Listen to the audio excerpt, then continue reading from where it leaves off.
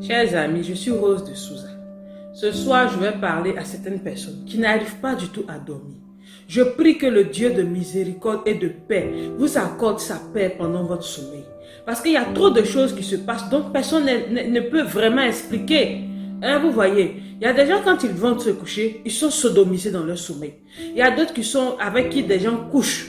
Mais ce ne sont pas forcément des esprits, c'est souvent des hommes qui arrivent à sortir de leur corps. Ce sont des choses occultes et qui viennent faire ce genre de trucs-là.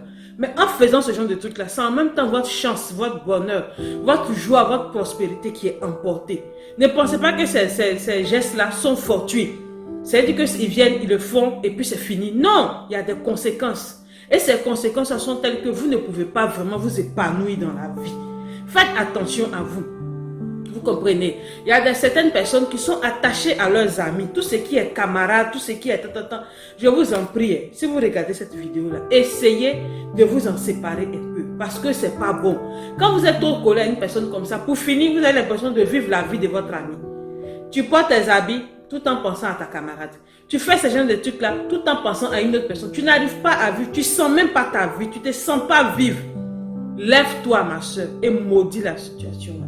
Maudis tous ceux qui viennent coucher avec toi dans ton sommeil. Maudis tous ceux qui viennent coucher avec toi. Refuse le plaisir que tu penses peut-être imaginer ou penses trouver. Refuse cela au nom de Jésus. Combat, mon frère, parce que maintenant, même des hommes sont à la base. Quand vous voyez, il y a beaucoup d'homosexuels, il y a beaucoup de temps. C'est pas parce qu'ils le veulent, mais ils sont envoûtés. Ce sont ces esprits-là. Une fois que dans un sommeil, dans un rêve, ces choses-là arrivent, quand tu te réveilles, du coup, tu commences à ressentir ces choses-là. Voilà pourquoi vous voyez qu'on se dit, mais qu'est-ce qui se passe? Il y a trop d'homosexuels et puis ça arrive facilement, c'est pas de la faute.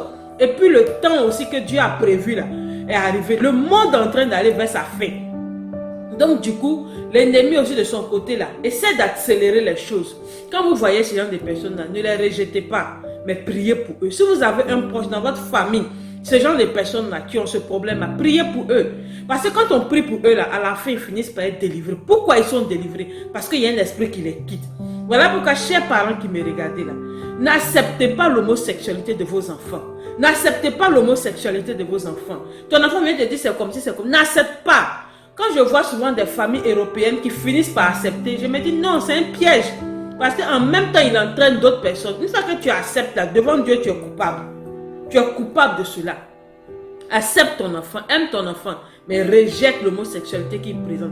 Rappelle-lui tous les jours que l'homosexualité n'est pas une bonne chose. Mais toi, en tant que parent, là, c'est pas à toi de dire à ton enfant, je te comprends, je te comprends. Tu comprends quoi?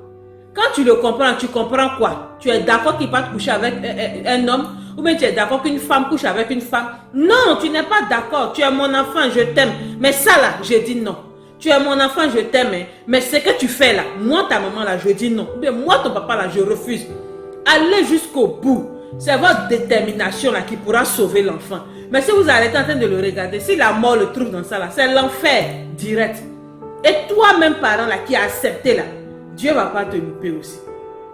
Le jugement ne va pas te louper. Soyez ferme. Soyez ferme sur votre décision d'emmener vos enfants à la vie, de ramener vos enfants à la lumière. Soyez ferme dans cette décision-là. Vous voyez, aujourd'hui, des pères de famille se lèvent, carrément ils disent à leurs femmes, je vais te quitter. Pourquoi? Parce qu'il y a Mathurin qui m'attend. Ou bien il y a Honoré qui m'attend. Toi, tu n'as pas honte de dire ça à ta femme. Il y a Honoré qui m'attend. Toi, tu t'appelles Gilbert, ton gars s'appelle Honoré. Ça, c'est quoi ça là?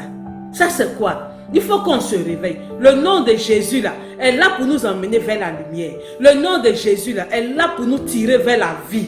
Donc laissez-vous attirer. Laissez-vous attirer. On n'a pas besoin d'être chrétien. On n'a pas besoin d'être chrétien. Si tu vois que mon frère, tu dors et ton sommeil est agité, tu n'arrives pas à dormir, tu ne trouves pas le sommeil, appelle Jésus au secours. Crie à Jésus. Dis Seigneur Jésus, viens à mon secours. Viens à mon secours. Donne-moi de dormir. Donne-moi de dormir en paix. Vous voyez, ne réfléchissez pas beaucoup, mais attaquez l'ennemi avec le nom de Jésus. Dans Apocalypse 11, verset 12, il dit, ils l'ont vaincu à cause du sang de l'agneau et de la parole de leur témoignage. Aujourd'hui, je suis en train de témoigner que Jésus est la vie, que Jésus là, est le nom qui peut chasser tout esprit qui t'empêche de dormir. Là. Au nom de Jésus, là, tu peux avoir la victoire. Donc, ils l'ont vaincu à cause du sang de l'agneau, à cause du sang qui a coulé sur la croix du calvaire il y a 2020 ans de cela. Ce sang-là a coulé pour toi, mon frère, a coulé pour toi, ma soeur. La Bible dit qu'au calvaire, ce n'était pas facile. Jésus a souffert